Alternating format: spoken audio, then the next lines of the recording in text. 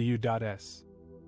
is competing with China in the planting seed sector, as China is the largest seed supplier to the Pacific region and has released new measures and policies to support and improve its domestic seed industry. Why is this important? Because seed security is vital for food security, especially in the Pacific Island states and territories that face mounting challenges due to their isolation, limited resources, fragile environment, and vulnerability to climate change and natural disasters. China has been investing heavily in its seed industry, aiming to achieve self-sufficiency in major crops and enhance its global competitiveness. According to a report by the U.S.-China Economic and Security Review Commission, China's seed industry has grown rapidly in recent years, reaching a market value of $17.2 billion, and China has also been expanding its seed exports to the Pacific region, where it has established several agricultural cooperation projects and provided technical assistance and training to local farmers. The U.S., on the other hand, has been lagging behind China in terms of seed development and trade.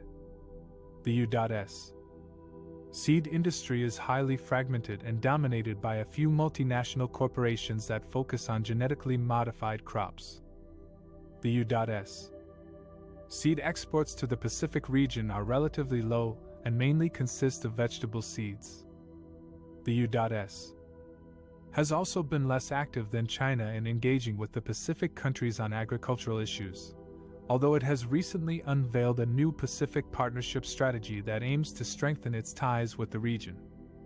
The U.S. faces several challenges in competing with China in the planting seed sector. One challenge is the lack of trust and transparency between the two countries on seed-related issues, such as intellectual property rights, biosafety regulations, and quality standards.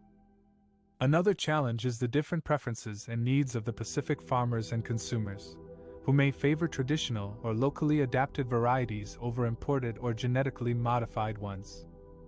A third challenge is the environmental and social impacts of introducing new or foreign seeds into the Pacific ecosystems and cultures, which may pose risks of genetic erosion, biodiversity loss, or cultural displacement. To overcome these challenges, the U.S. needs to adopt a more proactive and collaborative approach to promote seed security in the Pacific region.